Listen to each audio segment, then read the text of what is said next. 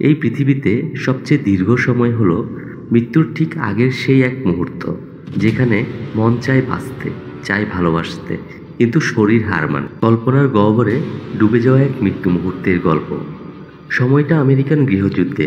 কাঠের পুরনো এক রেল সেতুর মাঝে দাঁড়িয়ে আছে এক মধ্যবয়সী পুরুষ। চোখ বেঁধে রাখা হয়েছে, হাতও পেছন থেকে বাঁধা। পায়ের কাছে পড়ে আছে একটা দড়ি, তাকে ফাঁসিতে ঝোলানো হবে। সে তাকাতে পারছে না, কিন্তু বাতাসে সে শুনতে পাচ্ছে পানির শব্দ, দূরে নদীর গর্জন।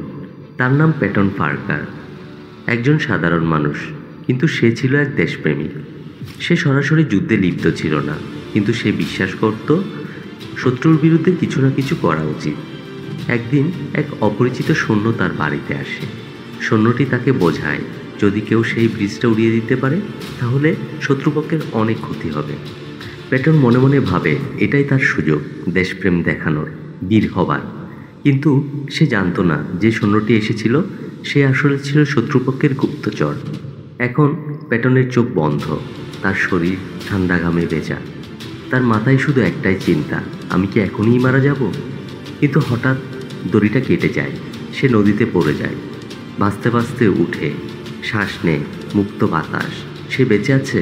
সে সাথে সাথে দূরে যেতে থাকে। পেছনে গুলির শব্দ, সৈন্যরা তাক করে ছুটছে, কিন্তু গুলি তাকে ছুঁতে পারছে না। সে ভাসতে ভাসতে দূরে এক জঙ্গলে চলে যায়। জঙ্গল, মুক্তি আর সূর্য। প্যাটন মুক্ত। সে দৌড়ে চলে যায় তার পরিবারের দিকে। সে দেখতে পায় তার বাড়ি, তার বাগান, তার স্ত্রীর মুখ।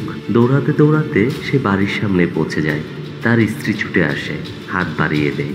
ঠিক তখনই ঘাড়ে একটা চিরধ্বনি অনুভব করে।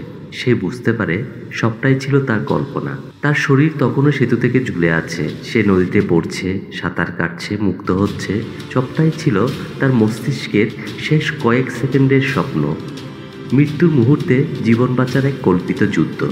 এই পৃথিবীতে সবচেয়ে দীর্ঘ সময় হলো মৃত্যুর ঠিক আগের সেই এক মুহূর্ত, যেখানে মন চায় বাঁচতে, চায় ভালোবাসতে, কিন্তু শরীর হার মানে।